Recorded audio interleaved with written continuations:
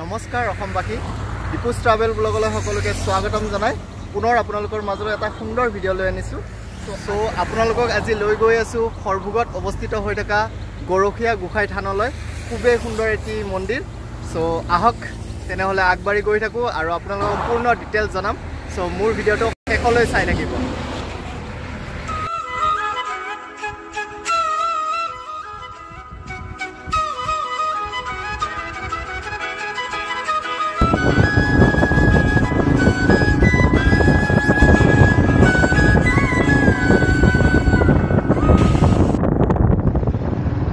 আমি সৰভোগ পালোহি আৰু সৰভোগৰ এই ব্ৰিজটোৰ তলেৰে যাব লাগিব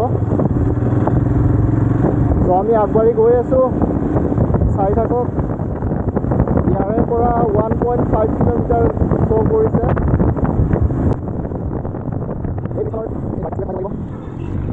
এইফালেদি যাব লাগিব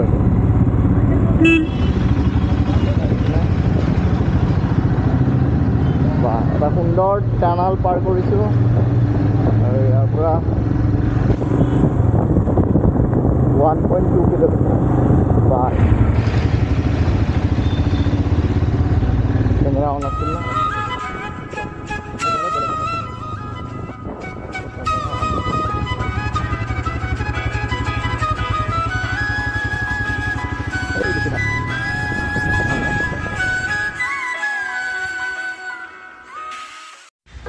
এয়া আপোনালোকে দেখিবলৈ পাইছে আমি বৰ্তমান আহি পাইছোঁহি গৰখীয়া গোসাঁই থান যিটো অৱস্থিত হৈ আছে বৰপেটা ডিষ্ট্ৰিক্টৰ সৰভোগত সোমাই আহিয়ে সুন্দৰ আৰু এটা বিশাল হনুমানৰ মূৰ্তি দেখিবলৈ পাইছোঁ তেনেহ'লে বলক আগবাঢ়ি গৈ আপোনালোকক সকলোখিনি দেখাই আছোঁ আৰু আনহাতে দোকান পোহৰো অৱস্থিত হৈ আছে ভালেখিনি চাওক মূৰ্তিটো আৰু এবাৰ দেখাইছোঁ খুবেই সুন্দৰ আৰু এতিয়া আপোনালোকক মন্দিৰৰ ভিতৰভাগ আপোনালোকক দেখাই যাওঁ কি আছে সকলোখিনি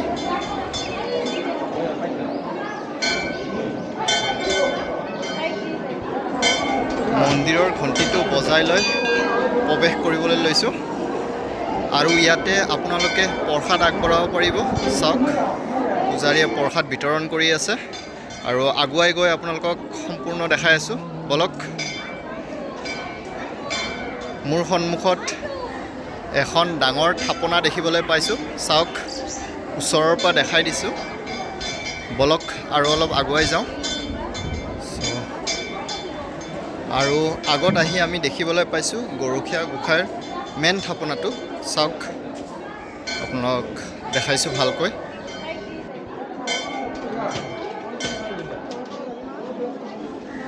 আৰু সন্মুখত এটা দানপাত্ৰ দেখিবলৈ পাইছোঁ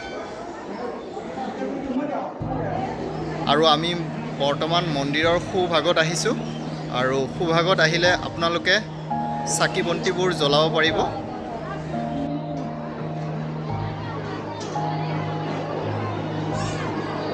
চ' চাকি বন্তিখিনি জ্বলাই দিওঁ আমি ইয়াতে তাৰপিছত আপোনালোকক দেখাই যাম আৰু সকলো মোৰ ছাবস্ক্ৰাইবাৰ যিমান সকলোৰে মনোকামনাবিলাক যাতে পূৰ্ণ হয় তাৰে কামনাৰে ধূপ চাকি আগবঢ়াইছোঁ এই গৰখীয়া গোসাঁই সকলোৱে মংগল কৰক যাতে আৰু আপোনালোকক এতিয়া কেইটিমান সুন্দৰ সুন্দৰ প্ৰতিমূৰ্তি দেখাবলৈ লৈছোঁ চাওকচোন প্ৰথমে আপোনালোকক এটা সুন্দৰ কৃষ্ণৰ মূৰ্তি দেখাইছোঁ বিষ্ণুৰ মূৰ্তি দেখিবলৈ পাইছে আৰু কৃষ্ণই মুৰলী বজাই থকা প্ৰতিমূৰ্তিও আছে আৰু এতিয়া আপোনালোকক লৈ যাব ওলাইছোঁ মেইন মন্দিৰৰ বাওঁভাগে বলক এইটো গামোচা লৈ আহিছা শুনিবলৈ পোৱা মতে ইয়াতে গামোচা বান্ধিলে মনোকামনা পূৰ্ণ হয় চ' আমিও লৈ আনিছোঁ চাওক চ' গাইজ আমি সকলোৰে যাতে মংগল হয় তাৰে কামনাৰে এই গামোচা ভাগ বান্ধি আহিছে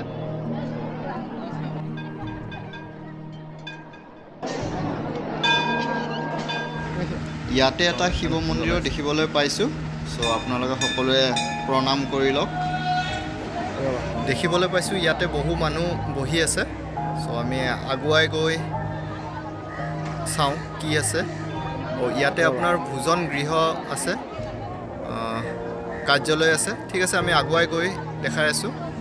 কাৰ্যালয়ত আহি গম পালোঁ যে ইয়াৰ পৰা কুপন ল'ব লাগিব আৰু কুপনৰ প্ৰাইচ হৈছে অনলি 50 ৰুপিজ।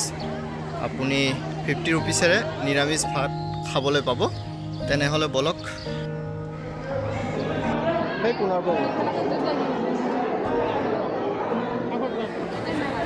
খাবৰ কাৰণে ধুনীয়া ব্যৱস্থা কৰিছে। খোৱা বোৱা কৰি লৈ পুনৰ আপোনালোকৰ সৈতে লগ পাই আছোঁ। হাজাৰ হাজাৰ গামোচাৰে ভৰা গছ দেখিবলৈ পাইছোঁ, চাওক।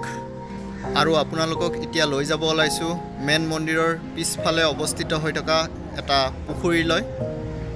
আৰু শুনিবলৈ পোৱা মতে এই পুখুৰীত 19 প্ৰকাৰৰ কাছ দেখিবলৈ পোৱা যায়। আপুনি ইয়াতে আহিলে নিশ্চয় এই পুখুৰীটো চাবলৈ নাপাহৰিব। আৰু এই পুখুৰীটোত গা ধোৱাটো নিষিদ্ধ কৰা আছে। আৰু আপোনালোকে এই পুখুৰী পাৰত বহি কিনি এক সুন্দৰ দৃশ্য উপভোগ কৰিব পাৰে। পুখুৰীৰ মাজ অংশত এটা কৃষ্ণৰ প্ৰতিমূৰ্তি দেখিবলৈ পাইছোঁ, চাওক।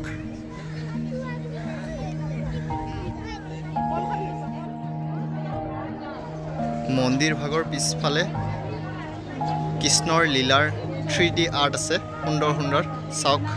মই দেখুৱাই দিছোঁ।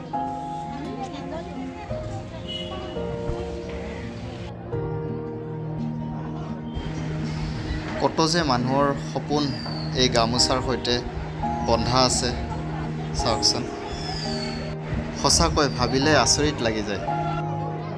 আপোনালোকক চাৰিওফালৰ পৰিৱেশ দেখাইছোঁ। ধুনীয়াকৈ কৃষ্ণচূড়া সকলোফালে আছে আৰু সেই কৃষ্ণচূড়াৰ ছায়াৰ তলতে সকলো বহিছে। আৰু ইয়াতে অন্নপ্ৰসনবোৰ কৰিব পাৰে। সুন্দৰ কৃষ্ণচূড়া ফুলি আছে, দেখিছে, চাওক। ঢেৰ মানুহ আহিছে যিহেতু আজি ৰবিবাৰ। সঁচাকৈয়ে মন্দিৰ ভাগত আহি খুবেই ভাল লাগিলে। আৰু আপোনালোকেও সময় পালে ইয়ালৈ আহিব চেষ্টা কৰিব। এই মন্দিৰ ভাগ গুৱাহাটীৰ পৰা 150 কিলোমিটাৰ দূৰত্বত অৱস্থিত হৈ আছে।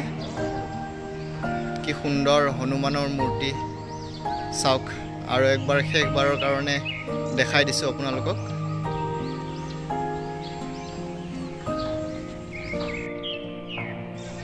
যদি আপোনালোকে ইয়াতে DSLRৰে ফটো উঠে তেনেহ'লে লগে লগে আপোনালোকক ওলাই দিয়া হ'ব।